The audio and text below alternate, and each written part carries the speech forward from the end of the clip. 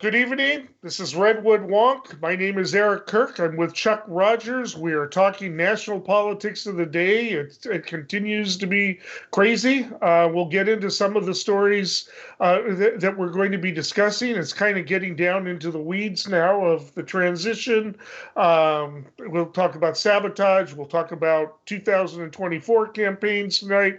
We'll talk about just the craziness that continues with regard to the president's refusal to concede and the practical and political impacts of that and the difficult position it's putting on Republicans, particularly in Georgia, two Republicans who are trying to walk a tightrope between between various Republican factions. And Trump will be there this weekend. Would you like to start off with that, Chuck? Yeah, sure.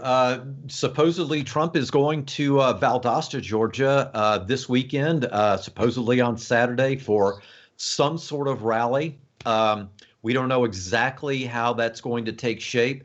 I have later on, I have a prediction about what he might use that rally for, But aside from his own personal use of that rally, yeah, ostensibly it's to keep the Republican base energized to go out to vote for the two Republican candidates in the January 5th runoff, which, of course, is more than crucial. It's impossible to overstate how important those runoffs are. It will determine whether the Biden-Harris administration can get anything at all done, or whether that administration is going to be treated the same way the Obama administration was by Mitch McConnell and his folks in the Senate. So the Georgia runoff on January 5th is going to have a lot to do with what the next 4 years look like. So that's why Trump's going to be down there this Saturday, and hopefully Biden will make a trip down there. Hopefully yes. President Obama. I would love to see Michelle Obama down there too. So we'll see what happens. But yeah, you can't overstate the importance of it. No, I mean, obviously, right now it's 50-48. That makes it 50-50 tie that could be broken by Vice President Harris, assuming that, everybody, it's a strictly partisan vote, and it may be that on judges. That would be a huge thing on cabinet members. There's already Republicans pushing back on some of the nominated cabinet members. Yep. But the big thing it might make a huge difference on is Mitch McConnell is saying there isn't going to be a big stimulus package this time around. As we both and a lot of other people have predicted, for the first time in 4 years, Republicans are once again going to be deficit hawks. They're going to all of a sudden be worried about, the budget. They're going to want to reduce spending, to cut it out of entitlement programs. They're certainly not going to want to cut the military budget at all. And they don't want, they basically do not want a stimulus that will benefit Joe Biden, and the Democrats for the 4 years. They don't want another, narrative that the Republicans tanked the economy and tanked the situation, right, and that a Democrat had to come in and fix it, which is what happened in 2008. They still get into, that's that was a slow recovery, not many jobs, but that was because the Obama was limited. He could not get any He got the initial stimulus through. He could not get any follow-up Keynesian spending through, and had to actually rely on Janet Yellen to go and work magic with monetarist policy. But it was the first administration since World War II who was not allowed to push out of recession with Keynesian spending. I mean, every other president has gotten that. Bush got it. Reagan got it. He spent like crazy, but broke the mold of spending. There was no more spending. The deficit in 1984 was bigger than all of the deficits combined, going all the way back to George Washington. They were, he used the concept of Soviet military superiority to be able to spend. It was Keynesian, it was liberal policy masquerading as conservative policy, and it was conservative in the sense that it was not labor oriented. Anyway, I don't want to get too far into that, but they will block this and block anything, even if it means people, the little guy suffering, and the little guy is suffering already. Yeah. Well, and there are talks going on in Washington right now, and we're recording this on December 2nd, so who knows what's going to happen in the next 24, 48, 72 hours. But there is not only the need for that spending, but there are other things that they need to get done as far as COVID relief goes. And specifically, at the end of this month, on the 31st of December, the federal eviction moratorium expires. And, there are folks who've been talking about this for a long time now, and it's on the horizon. On the 31st, upwards of, there's, by some estimates, 30 million Americans could be affected by that. Renters who can't pay their rent, which means if they don't pay their rent, the landlords can't pay the mortgage on that property, which means that maybe they default, which starts to affect the banks. And so, you can see a domino effect there if something is not done in Washington to extend that moratorium. And that's just one issue. So we'll see what happens. As far as solutions go, they need to pass the stimulus. They need to extend that eviction moratorium. I don't know, maybe low interest loans for landlords, maybe renter protection of some sort, reimbursement. I don't know, but something needs to be done because that could domino into some severe economic problems, as if we don't have severe economic problems already.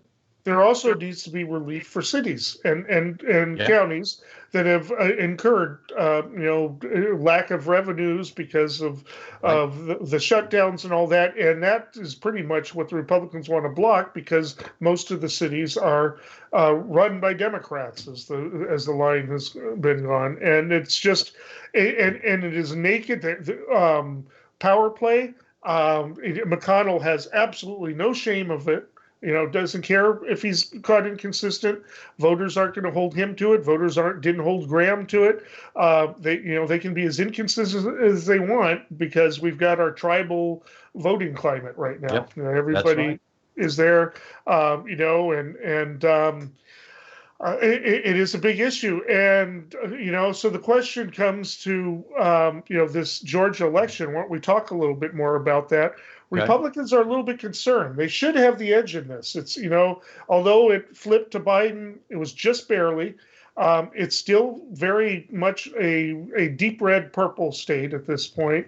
And Democrats typically don't turn out for those special elections as they do in the generals. But you got this potential civil war brewing right now, with death threats against both the governor. And God, the governor is a right-wing slime bag. I'm sorry. He basically used his position as Secretary of State to win the position over Stacey Abrams. So it's not like I'm siding with him at all, but they have to blame him because he bought the Dominion machines, right? And they have to, of course, blame the Secretary of State. And the Secretary of State is saying, this is crazy. I'm getting death threats. My wife is getting sexualized threats on her cell phone. You need to slow down the rhetoric. And either of the two senators, both of them said, Perdue and Loeffler, was, well, I don't condone violence, but I'm not going to apologize for my comments. I stand by them. And, well, are you going to condemn what Trump is saying? Dodged it the whole way. So, the question is how many people see this, and they got a problem. Because, Trump has been pushing this whole the elections are rigged sign, blaming the Secretary of State and the governor for it and the technology. They've got a problem because they got to convince voters to go out into this rigged system anyways and vote. And some of them are planning to write in Trump there's a campaign for that. I don't know if that's Democratic Party trolls, getting into the right wing forums and doing that, or if it's an actual thing. We'll see. But they're worried about it, and so as you mentioned, Trump is going to be down there on Saturday. Yes, they're expecting Biden and Harris and Obama and others to go down there as well. Tons of money is going to be spent in because the stakes are enormous. And these are also two fairly progressive Democrats. They aren't your centrists, that you find in other states, which I find very interesting. In a state like Georgia. Especially in Georgia, yeah.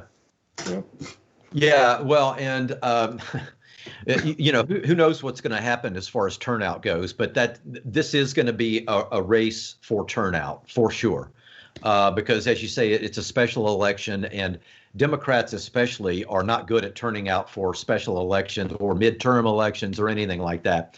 Very good at turning out in presidentials, but not the other ones. So We'll see how it goes. It is going to be a contest of turnout. As far as the Republican goes, there are even death threats against some of the folks in the Secretary of State's office that are low-level employees. Even an IT person is getting death threats.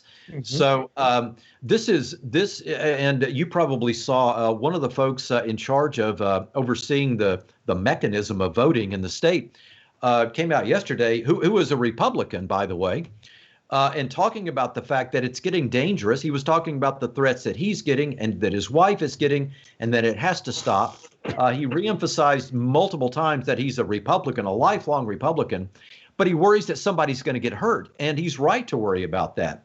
So I don't know how the Republican Party in Georgia is going to respond to this. You can find different opinions on it. There are some people who say that this intra-party problem in Georgia is going to depress the Republican turnout. I don't know. On the other hand, it could re-energize the Republican base. We just don't know at this point. That's why I think the Democrats should take nothing for granted in this. And all the reports that they are hearing that the Republicans are just a mess in Georgia right now, they should ignore that and go full steam ahead as if the Republicans are running a great race and there's going to be high Republican turnout. They need to assume that because, again, the stakes could not be higher. In fact, the next 4 years are on the line with those two races in Georgia. So we'll see what happens. But the rhetoric involving these two runoff elections in Georgia has just gone completely off the cliff. Yeah. I mean, the Democrats really do need to go on the attack here. I don't know if they're waiting for later, but they need to go on the attack. Ossoff is not going to have an opportunity because Perdue is ducking. He's not going to do any debates. Right. He got his thing handed to him in the last debate, on that issue. Ossoff went after him, and he couldn't handle it. But Warnock needs to go after Loeffler on this, on her statements, and on her complicity in what is happening to Republican officials and their staff. They need. I mean, I don't know what's going on in Florida. I imagine there's a lot of ads playing right now, so I'm sure there's plenty of money in there that's bought up all the time. Both from the campaigns themselves and the surrogate groups. I don't know what the Lincoln Project is doing, for instance. I'm not sure what their position is. They were helping senators before, Democratic senators. So I'll be curious to see if they would actually work to help the Democrats take the Senate. Haven't seen anything about that yet, but Democrats have got to go on the attack on this, and really attack Loeffler and Perdue for taking really wimpy, ambiguous positions that they got to choose. Which side are you on, and that's what and the Democrats have to force them into that. I don't know if Loeffler's going to show up to a debate. I haven't heard anything about that, but Perdue is definitely chickened out. Yeah, and he's under investigation for financial crimes at this point, too. So he has that going on as well. I don't know. In fact, another thing to point out about Georgia right now, early voting has started. And I didn't know that. Yeah, thousands of votes have already been mailed in. And I think registration deadline is coming up next week. I believe it's Monday. And we'll see what happens. But my own prediction is that it's going to be a high voter turnout. I think it's going to exceed expectations for a special election, and I think it's going to be within 1 or 2 points in each race. I have a good feeling that Warnock is going to win. I'm a little uneasy about the Ossoff race, but we'll see what happens. So I know, we'll see what breaks in the investigations. So I definitely. This is key. I mean, this is an election that will decide basically the direction of at least the next 2 years, and that's that is I just can't emphasize it more, and that's where people really have to make their choices. And I'll be curious, to see how moderate Republicans do. Are they going to vote for their party? Are they do it? I wonder if they'll split the vote. Vote for Warnock, especially given the fact that some of those Republican office holders in Georgia right now have been speaking out about this. The governor, the Secretary of State, other people in the Secretary of State's office, and that moderate Republicans are hearing that and listening to it. And the thing I worry about, the reason I say it's going to impact the next 4 years, is because in 2022, the midterm election, if history is instructive to us, the Democrats can expect to be hit pretty hard in 2022. That's how it goes. When a party. Although this is unusual times, I don't know that a lot of those rules. I don't think. I mean, 2018, the Democrats got numbers out that were unprecedented for a midterm. So we'll see. But the conventional wisdom is, it always goes bad for the president in the first president's party in the first midterm elections. No guarantee of that, though. I mean, I would say that there's going to be a lot at issue. It's going to depend on how effective Biden is, or how much people can see the obstruction, if there is obstruction. It's going to depend on them. We'll see. There are a couple of Republicans retiring in battleground states, so that could help in the Senate. As to the House, who knows? Yeah, I have a feeling Trump is going to be very loud between now and 2022. So I think that base is going to be just as energized in 2022 as it has been over the last few years. So we'll see. But it didn't help him in 2018. Well, we'll see what happens in 2022. We'll see what happens. Okay. So you add the officials, Republican officials in the Georgia to the, leaving Trump camp. I don't know if they're quite in the never Trumper camp yet, but they're probably close. Like I said, I don't have any respect for. I don't want death threats against him. I don't want anything to happen to him. But I'm sorry, it couldn't happen to a nicer person. But what's interesting is in Arizona. There was a really comical thing that happened. He bragged on an old interview. Rachel Maddow actually got this. I don't watch Rachel Maddow that much, but if you want to Google it, just look for Rachel Maddow, whatever the governor of Arizona's name is. I've already forgotten it. Cell phone hailed to the chief. Basically, a long time ago, he bragged about how often the president and vice president call him. And so he says that for them especially, he has a tune that comes on of Hail to the Chief. And so there he was in front of all the cameras, while Giuliani's got his crazy thing going like 5 blocks away, certifying the election. And all of a sudden you hear in the video, Hail to the Chief coming off of a cell phone.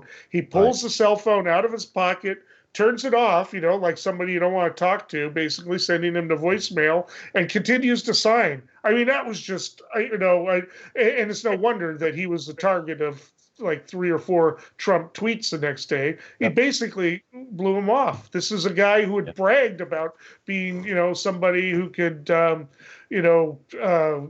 access to the president, and he didn't want to hear it anymore. Yeah. Yeah, and you're right. He was signing the papers to certify the election, and interesting that the phone call came in right at that time, and also interesting that the governor didn't realize that he was sitting in front of a bank of cameras that were all watching what he was doing. Maybe there was nothing else he could do, but yeah, that was very telling. And it also gets to the point that at least up until now, and maybe the Arizona governor's response to Hail to the Chief is a sign that there are cracks in this. But the Republican Party has been obsessed with Trump's value to the party, regardless of policy, having nothing to do with policy, but just his value to the party and access to the active Republican base. It's mindful. It reminds me of the way that the Republicans enabled Joe McCarthy in the 40s and 50s, when a lot of them knew he was just barking up the wrong tree, but it was getting a lot of attention for the Republican Party. So they went along with it for far too long, just as the Republicans today have gone along with Trump for far too long. Right. But maybe the Arizona governor's on-camera diss of the president or vice president, whichever one was calling, is a sign that there are cracks in there now that Trump has the tag loser on him. But we'll see. I don't know. I have a feeling that the Republican base, this is all about culture and isolationism, nationalism, nativism, and it really has nothing to do with any of the nuances of public policy or future planning as far as enacting legislation that could move us forward goes. It's all about the culture war for them, and owning the libs and so on. So, but we'll see how long that lasts after Trump is out of office. We'll see. Another person who seems to have fallen out of favor is Barr. He said that the DOJ has found no evidence of any fraud, certainly not on the level that would make a difference in any of the elections. And Giuliani is already on him saying, respectfully, we disagree, blah, blah, blah. We have the evidence. Well, why didn't they share that with the Department of Justice? I mean, it's and so he looks like he's jumping ship. He probably is still going to face a lot of people who are going to have filed bar complaints against him. So we'll see what he does. But what's fascinating is that is that nobody in when they what's her name of the press secretary Kayleigh McEnany, yeah. When she was asked whether or not the Barr's job was safe, she wouldn't answer. I mean, so but who cares? Who cares if you're fired? About 6 weeks before you're going to be out of there anyway. I mean, I'm not quite sure what a threat that is at this point. The only one I worry about is if they fired Dr. Fauci, because that's something that needs to keep working on it. Anyway. So the allies are slipping. They're complaining again about the Trump family, about lack of loyalty, and I'm really kind of curious. But right now, so far, Loeffler and Perdue are being loyal as they can without looking ridiculous, unless you look very closely.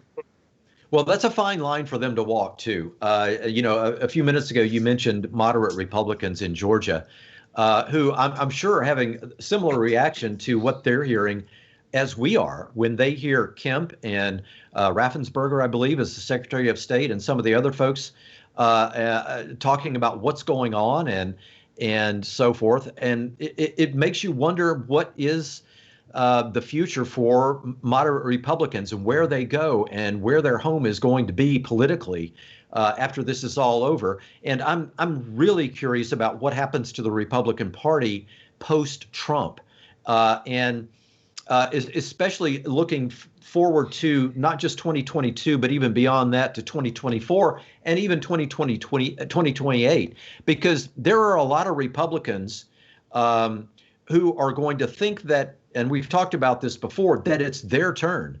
And as long as Donald Trump is continuing to say that he's going to run again in 2024, and he even supposedly he has a plan to announce that on Joe Biden's inauguration day. What's going to be the reaction of Tom Cotton, for example, and Marco Rubio and Ted Cruz and Kristi Noem, the governor of South Dakota, and some of the Kim Reynolds, the governor, Nikki Haley, and Kim Reynolds, the governor of Iowa, and a lot of other Republicans who are going to think it's their turn, and who are also going to think, would it be smart for our party to renominate somebody who just lost? Because in the political universe, if you have an L next to your name for loss, it's difficult to attract funding at that point. It's also difficult to attract the highest level of staff that's out there. And even for staffers who work on political campaigns, if you work for a losing campaign, you may or may not have trouble getting the next job. So once Trump has that L column checked off as having lost, I have a feeling that some of the other folks in the Republican Party who think that they've been on deck waiting for their turn at bat are going to hold their tongue for a while right after Trump announces. But, you know, as we get a couple of years into the Biden presidency, I have a feeling that some of those folks are going to announce, and they're going to take on Trump, and they're going to point out to the rest of the Republican Party that he just lost. And, you know, that the Republicans should move on from that. And so we'll see. I do not think, as some do, that if Trump announces it's going to be his nomination in 2024, I do not see that. And I do not see the biggest funders in the Republican Party wanting to spend their money on a guy who just lost. Yeah. Well, I'll tell you who I think is going to run and be his primary challenger. That's going to be my prediction at the end of the show. But okay, all right, because assuming he does run, because I also wonder how serious he is about all this. The fact of the matter is that he's raised, according to Talking Points memo, $150 million. Just raising money for his challenges and for trying to overturn the election, and he's doing kind of what he did with the inaugural fund and others. He's not really spending it. You know, it was going to be $8 million for a full Wisconsin recount. You'd think he'd want to do it, but instead he went for a cheap alternative and had requested recounts in 2 counties. Only cost him $3 million. And what happened was it netted Biden. It increased his lead by about 100 votes. So so he's not spending the money on that. And I don't know that it has to be a special fund where the money has to be spent anywhere. As I think you pointed out, he's being investigated for the inaugural money. They just tend to see money as stuff that, when they have it, it's theirs to do what they want, a slush fund and maybe even a payoff debt fund. I don't know, but he's got $150 million. And so what incentive does he have to concede as long as people keep sending him this money? He doesn't. And, let's remember who Donald Trump is, not politician Trump, but the person Donald Trump. He's he's a malignant narcissist to start with, but he's also a product of the entertainment world and the real estate world. He's a salesman, he's a huckster, he's a reality TV star. And so he's all about branding. That's how he's made his money, not so much doing anything, just, licensing his name to people for a lot of money.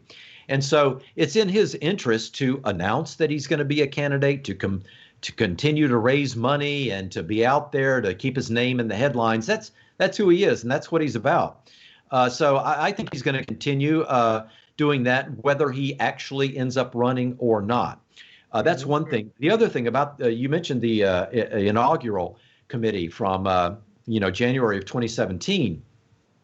We found out last night that the Attorney General for the District of Columbia is investigating the inaugural committee and the money that flowed into the inaugural committee and where it went. And just yesterday, which would have been December the 1st, it turns out Ivanka Trump was deposed. She sat for a deposition on Tuesday, December the 1st, about the inaugural committee and about the money. And they're also going to apparently depose a lot of other folks who may have had their had access to the money that was coming in for the inaugural committee. So, we're talking about over $100 million there. So, and there, I guess, are not good records for where a lot of it went, at least half of it. So, we'll see where that goes. That's just one more legal problem the Trump family's going to have after January the 20th. Well, he had almost $1 billion in a campaign fund, and he blew it. And a lot of it was on really frivolous stuff and giving people salaries who didn't deserve it and the rest. And so he was almost broke for the last couple of months there until donors started giving it when they realized that possibly he could beat Biden if he could come from behind. But it just was, he's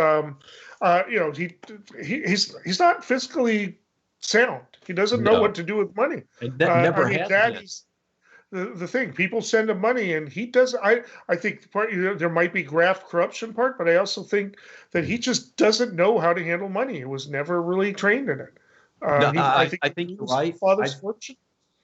You're exactly right. I think he was not properly trained in it. I also think he's lazy and doesn't really have any interest in the nuts and bolts of running a business. He's just interested in getting himself in the headlines so that he can get validation and praise.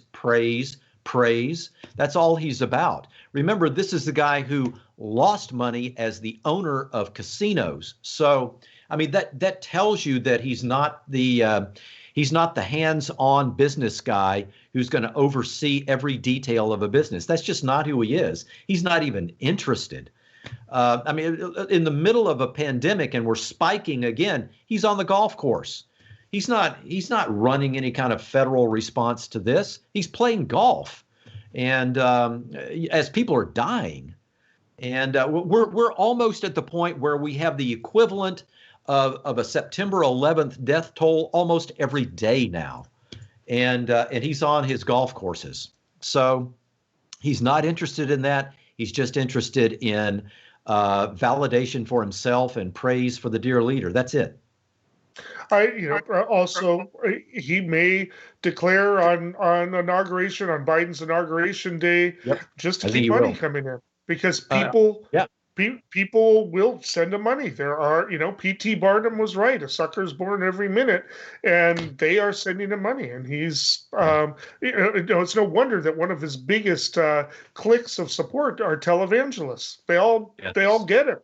He's one of them.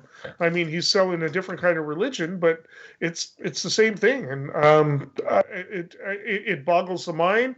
I don't know how to get out of it. I talk to people locally who are Republicans. Some of them get real quiet. Like I ask, are you sending the money? They don't answer. I ask, do you really believe the election was stolen? Well, we need to look into it. Gore had the opportunity to look into it, so why not check to make sure every vote counts? And it's like, and I'm trying to say, you guys, he's not trying to make votes count. He's trying to suppress vote. He's trying to, almost every lawsuit was about nixing votes, not making them count. I mean, it was just, there was almost nothing in there. There's no lawsuit he's filed where he's like saying, we are undercounting the votes. It's always, we are overcounting. And he said that in his presser last week. And he said, well, there's errors. Too many ballots have been counted, sometimes tens of thousands, in some cases even hundreds of thousands. He needs to say that because otherwise it doesn't make a difference in Pennsylvania, right? That was pretty a big margin compared to, say, Wisconsin. So. Well, I think your analogy of the televangelist is spot on. I've used that same analogy with folks I know, and the question is, how do you break the spell? How do you break that spell? And as how long have televangelists been successful? Decades, and since the beginning of TV, I guess. So, and that spell has not been broken. They still exist, and they still raise millions all over the world, actually. So, I don't know how you break this spell, other than the moderate Republicans, or whatever you want to call them, the Eisenhower Republicans, whatever name you want to give them, get to the point where they just decide they are not capable of breaking the spell, and they form another party. And by doing so, they siphon off enough votes so that the Trump party can't win nationally. And they take the time to grow themselves so that they can then be competitive nationally as some other, whether it's the Reformed Republican Party or whatever name they would take. But I'm at the point where I think that's the only way to break that spell, because I don't think Trumpism is going away. I think it's all about culture wars and isolationism and nationalism and so on. So I'm not sure the spell can be broken. I think it's going to take moderate Republicans forming their own party. Well, we also have the problem with the difference of the media. Now, there's a number of conservatives. We talked about this last week, and I'll talk about it in more detail in future shows. But there's this migration of people from Facebook to Parler, where supposedly there is no censorship, except that apparently they're censoring anything that tells people not to vote in Georgia. They're censoring that and shutting those accounts down. So, but they're also abandoning Fox News. Because Fox News is reporting news. They were actually one of the first to call Arizona for it before most of the other stations. And so what's happening is I actually encountered a meme that says if it's not from Newsmax, it's BS, only with the full word out. Newsmax is basically falling in, trying to take over where Fox News was. And we're talking about daytime watching, where the actual news. I actually don't have that much criticism of the actual Fox News department. They've been pretty good for a while. It's their nightly talking heads, Sean Hannity and the rest, who are basically attacking Barr right now. Lou Dobbs saying that Barr has been compromised by the deep state, but he's a birther too. So whatever sanity he had back when he was with CBS, he's given it up. Sean Hannity made a really interesting admission. He says he doesn't vet information that gets presented on his program. He doesn't see that as his job. His job is just to be the conduit of all these crazy people that are just going to say things on his station. So, they're fighting hard to keep that crowd, and maybe they'll keep the crowd at night. But but that's one of the problems. We've got different medias now. We don't have, the nightly news that everybody watched. And as a vantage point of commonality, we just don't have that. Right. That's why we can't agree on the facts. And if you can't agree on the facts that you're talking about, you can't debate them. So, and again, I don't know how you fix that either. But let's also remember that, about people migrating from Fox to Newsmax. The Newsmax CEO, Chris Ruddy, is a longtime friend of Trump and a heavy contributor to Trump. So I'm not real worried about that, and I'll tell you why. Let's remember. Do you remember Pat Robertson, who used to run for, however many times he ran for president in 1988? Yeah, exactly. Well, he's still around, and he has his own, whatever it's called, the 700 Club or whatever. He's still there, and he still has a cohort of people who pay attention to him, but they're not big enough to do any damage politically. So maybe that's what's going to happen at Newsmax. Maybe a lot of Trump folks will go to Newsmax. And in raw numbers, it'll look like a lot. But in the overall scheme of American politics, maybe it won't be enough to make a difference. We don't know. But the other thing we don't know is that if that doesn't work, then what? What do you do about the fact that we have these silos of information that people can exist in and just get validation for their preconceived notions and not have to rethink their own opinions ever? They just get what they came there for, and the people who are producing it, as you mentioned, Sean Hannity is an example, but at Newsmax it's even worse. They know who their audience is. They're going to feed them what they want to hear, knowing that they'll come back. The question is, are there going to be enough of them at Newsmax to really form a large enough movement that they can continue on the way they have in the Fox silo? I don't know. I don't know either. and this is a huge problem we have. The we've got, again, the different realities. We've got total cultural divides in this. Right. We had a protester of about 40 people that in Humboldt County went to the courthouse over the weekend, basically saying that the election was stolen. Yep. If you've got people that believe that an election was stolen, how does democracy survive that when it's like 40% of the people? And I went and checked today on 538. They keep an aggregate of the approval polls. It's still that 52% favorable, unfavorable to 43 and 44% favorable. It hasn't changed, hasn't gone up, hasn't gone down, no matter how much crazy there is. They just do it. And there is not much you can say, and you try to ask them questions about it, they just dodge the questions. I mean, I tried to. I don't want to give names, but a prominent person in local politics who is what I would consider to be a conservative influence. I said, "Do you actually believe the election was stolen?" Could not get a straight answer from him. So the fact that he's afraid to buck the crowd here, it tells me that this is really, really powerful. And it doesn't matter that lining up. Apparently, it looks like, according to reports, Trump is going to pardon his 3 kids and Kushner, preemptively. Right, and Rudy Giuliani, he's already asking for it. I mean, it's just patent stuff, and looking into whether or not he can pardon himself, and people will go for it. They'll say, "Oh, that's clever." He can say he files bankruptcy all the time, stiffing people. He's famous for stiffing people, and he can say, "Well, I'm a smart businessman. I use bankruptcy to my advantage." I mean, that's just it basically means to stiff people. That's what he means. He uses it for. He's not worried about his personal credit rating or the company's credit rating, apparently, because his loan sources obviously don't worry about credit ratings. They want something else from him, and I'm really curious to see what's going to happen there once he doesn't quite have the services of the presidency to offer. Yeah, right. Well, and his range of support ever since he came down the golden escalator and announced in June of 2015, his support has stayed in a very narrow range from about 35 to 44, or maybe it's a little less or a little more, but it's been in that range, and it hasn't strayed. So they are committed to him as their dear leader. And it has zero to do with public policy.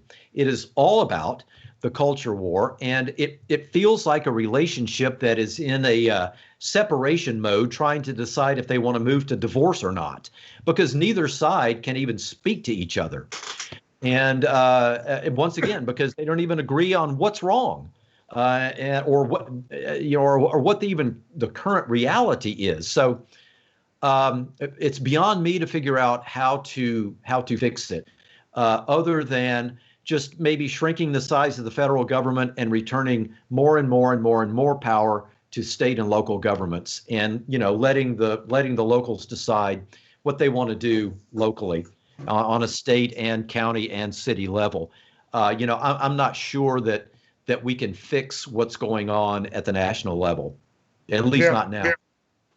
All right. Well, I want to quickly discuss something else that is of really real concern here, because it goes to the corruption of this. Now, it's natural for outgoing presidents to stack, lower level people with their people they like.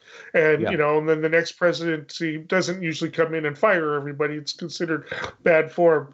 But what Trump is doing is, apparently Congress has somehow given him some latitude where he can take at least one class, I think Class F or Schedule F it's called, of employees, and they are low-level employees, but they are somehow involved in policy making, and that might be the in there, where they actually do research and put together things rather than just do clerk work and all of that.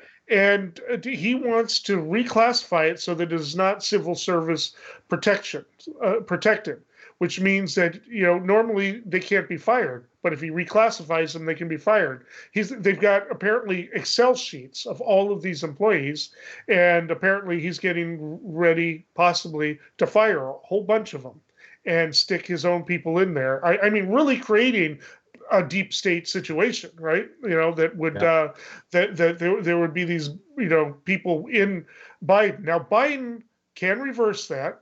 He could turn around and deal with get rid of the people that were hired, bring back in some of the old people if they're interested at that point, and the rest. And he can at that point seal it up by restoring Schedule F employees to the protected status, and maybe push Congress to make that permanent, not let the president do that.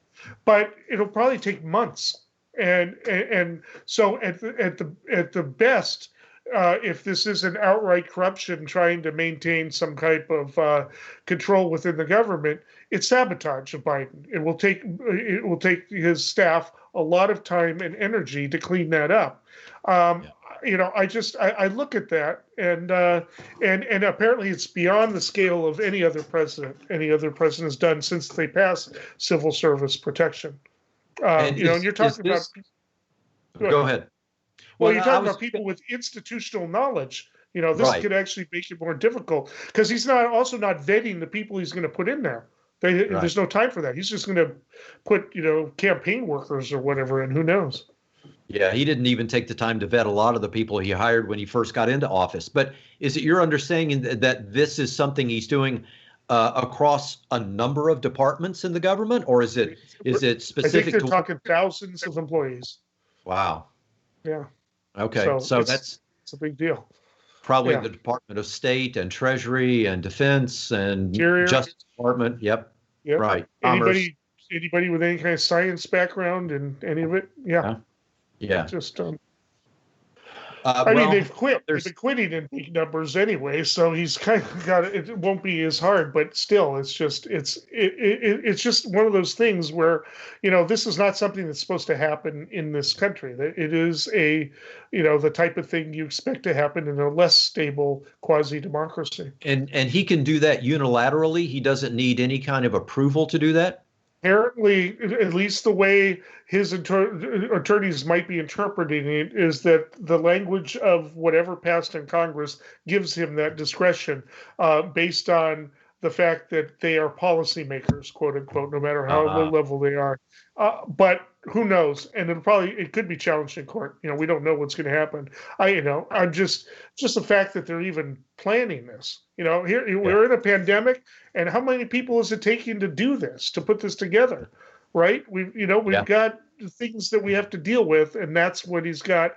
Probably hundreds of people working on. Yeah. Well, and let's not forget that the Republicans in Washington have really done nothing at all over the last, at least since May. The House sent what's it called, the HEROES Act to the Senate that was for COVID stimulus. They did nothing with it. So what I'm getting at, are you hearing that Trump is getting any pushback at all from the Republicans on the Hill for doing this, or are they just, once again, just not saying anything and enabling? The story just broke this afternoon. Okay. So it was Talking Points memo that's there. If anybody wants to go see it, it'll probably still be there by the time you're listening to this, or at least you can search it on the site. So these are probably people there are a lot of people in Washington who have the title analyst. Maybe they work in the State Department and they're an analyst who's producing position papers and updates on things that are going on, like in some region of the world that they're responsible for watching. And maybe it's a lot of folks like that at the analyst level in various departments. Yeah. So, all right, we are at 5 minutes before the end of the show.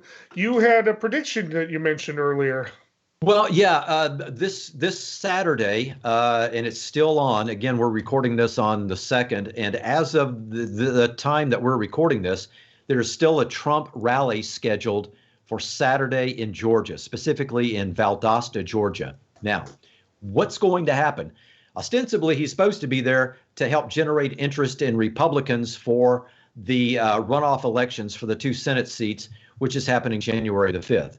My prediction is, though, that Trump will get there and he might mention Perdue and Loeffler and their runoff races for a minute or two. The rest of that rally is going to be like Festivus for Donald Trump. It is going to be an airing of grievances on an epic scale. He's going to talk about the fact that the election was stolen. What should he do? What should everybody do there? It's unfair. He hasn't been treated fairly. We know all of those things that he says. But I think get the popcorn ready and your beverage of choice, because this is going to be something that we haven't seen before. That's just my prediction. But I cannot imagine him going there and just talking about Loeffler and Perdue and their race. That's just not who he is. I think he is going to let it go on Saturday, and it's going to be just an epic rant in Valdosta, Georgia. More power to him, because that could really hurt their chances of re-election. I think so too. I think so too. All right. I want to look a little bit further into the future, because I'm looking at this and I'm going to take the premise that I'm not entirely convinced of, that Trump is actually serious about a 2024 run. I mean, it's possible he just goes back to Florida or even leaves the country. But assuming that he is serious about it, he will face some opposition, and he will face it probably from Romney. Possibly from Nikki Haley. She's been hesitant to buck that base and the rest. But the one who vetted himself, he gave kind of an anti-Trump rant about the strongest I've seen from any major Republican candidate is Ben Sasse. I think he is going to try to assert himself to be the anti-Trump in the Republican Party. I think he's already positioned himself for that. He made that speech against Trump, which was actually probably one of the harshest speeches against him, a couple weeks before the election. Got soundly reelected, so he feels like, okay, wasn't in any danger in Nebraska. Well, certainly not against a Democrat, maybe, but who knows if he gets primaried. But I think he is going to step up to be the anti-Trump. He's not the most right-wing of senators, but he's a traditional conservative in a lot of ways. And, so we'll see, what happens. But I think it'll be, if Trump is in it, they'll be the last two standing. Who will win is 4 years away. I can't, I'm not even going to start with that. But yeah. You might be right. Ben Sasse is a bright guy, and he's there's a lot for people who want. There's a lot of information, things that he's written. He's written a couple of books and a lot of position papers on various things. You're right. He's not in the far right fringe at all. He's more of a center right kind of person, and he comes from the Midwest, and that's important in politics in both parties. So you may be right.